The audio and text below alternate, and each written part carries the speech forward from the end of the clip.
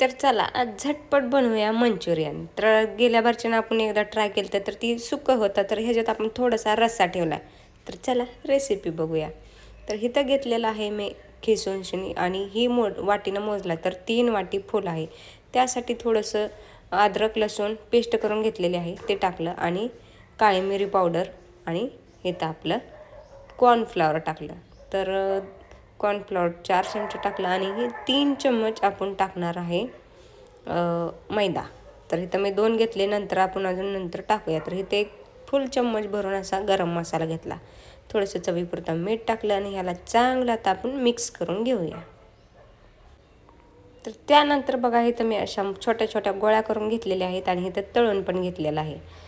तर आपल्याला तेवढंच लागलेलं आहे, त्याच्यापेक्षा जास्त नाही. तर ही चांगली आपण कुरकुर होईपर्यंत तळून घेऊया. तर मी ही आज फक्त एकदाच तळून घेणार आहे. तुम्हाला हवे असेल तर तुम्ही डबलदा फ्राय करू शकता. तर बघा इथं तुम्ही पाहू शकता. तर एकही गोळी आपली निसटलेली नाही किंवा त्याच्यात असं एकदम प्रेस करून दाबून गोळ्या बनवायच्या नाहीत. हलक्या हाताने गोळ्या बनवून नंतर तेलात टाकायच्या, म्हणजे ते एकदम कडपर्यंत चांगलं आतपर्यंत शेकतं. तर चला मस्तपैकी मी इथं सगळ्यात तळून घेते आणि तुम्ही पाहू शकता किती छान झालेले आहेत. तर इथं तुम्ही पाहू शकता किती छान मस्तपैकी अशा झालेल्या आहेत आणि त्यासाठी आपण इथं घेतलेला आहे कांदा आणि शिमला मिर्च. तर तुम्हाला चवीपुरतं टाकायचं तेवढा टाका. आणि इथं तुम्ही पाहू शकता तर इथं घेतलेलं आहे टोमॅटो केचप, रेड चिली आणि सोया सॉस. तर चला आता मस्तपैकी आपण ह्याची चटणी बनवूया. तर ह्याच्यात अगोदर टाकला लसूण आणि त्यानंतर टाकूया आपण अद्रक आणि थोडीशी बारीक चिरलेली मिरची. तर ही चांगलं मस्तपैकी मिक्स करून घेऊया. आणि आता नंतर ह्याच्यात टाकणार आहे आपण कांदा. तर ह्याचा एक थोडासा कच्चापणा घालवण्यासाठी 1-2-3 मिनटं चांगलं परतून घेऊया. तर चला आता ह्याच्यात आपण थोडंसं तेल वतलं मी, कमी वाटते. आणि आता त्यात सगळा टाकला कांदा. कांदा आपण 2-3 मिनटं चांगला परतून घेऊया. आपल्याला जास्त लाल वगैरे करायचा नाही, बस थोडासा कच्चापणा आपल्याला कमी करायचा आहे. तर 1-2-3 मिनटं चांगला आपण कांदा परतून घेऊया. तर इथे तुम्ही पाहू शकता. तर आता आपली राहिलेली आहे ती शिमला मिरची टाकून घेतली. तर तुम्ही तुमच्या चवीनुसार कमी जास्त करू शकता. तर मी आपलं 4-5 माणसासाठी बनवले, त्यासाठी एवढा कांदा वापरलेला आहे. तर हे आता आपलं चांगलं झालेलं आहे. तोपर्यंत आपण इकडं 1 चम्मच भरून कॉर्नफ्लॉवर घेतलेला आहे, त्यात थोडंसं पाणी ओतून घट्ट पेस्ट तयार करून घेऊया. तर बघा तुम्ही इकडे पाहू शकता मी ह्याच्यात पाणी ओतलेलं आहे.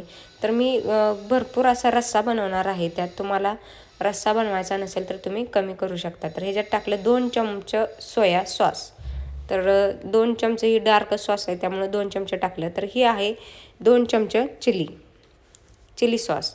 तर आणि 1च चमचा घेतलेला आहे आपलं टोमॅटो सॉस. तर हे चांगलं मिक्स करून घेऊया. आणि तुम्ही पाहू शकता किती ह्याचा छान कलर झालेला आहे. आणि ही बारीक चिरलेली आहे कांद्याची पात, ते आपण नंतर टाकणार आहे. तर हे तर चांगले एक उकळी काढून घेऊया. तर बघा हे तर तुम्ही पाहू शकता. तर आता कॉर्नफ्लॉवर आपण जी पेस्ट केलेली आहे ती ह्याच्यात टाकून घेऊ, जेणेकरून आपली ग्रेव्ही आहे ना ती अशी दाटसर घट्ट होईल. तर तुम्ही तुमच्या अंदाजानुसार टाकू शकता, तुम्हाला कितपत दाटसर हवा आहे. तर 1 चम्मचमधून मी इथं 1-2 चम्मच फक्त त्यातलं जी पेस्ट आपण पाणी टाकून केलेलं आहे ते शिल्लक राहिलेली आहे. तर मला थोडंसं अजून टाकावं असं वाटते. तर तुम्ही पाहू शकता. तर मी थोडं अजून 2 चमचे भरून टाकून घेतलं. तर आता थोड्या वेळ नंतर तुम्ही पाहू शकता की आपली ग्रेव्ही जी आहे ती एकदम चांगली अशी दाटसर झालेली आहे. तर 1-2 मिनटानंतर त्याच्यात मी टाकली कोथिंबीर आणि बारीक चिरलेली पात. तर बस आता आपण टाकून देऊया ह्याच्यात आपले मंचुरियन. तर तुम्ही पाहू शकता किती छान मस्तपैकी असं त्याला कलर आलेला आहे. आणि हां, मी सांगायचं विसरून गेले, मी थोडासा फूड कलर टाकलेला होता. तुम्ही टाकायचा असला तर तुम्हाला टाकू शकता. पण तुम्ही पाहू शकता किती मस्त दिसते, असं ग्रेव्हीदार आपलं मंचुरियन तयार आहे.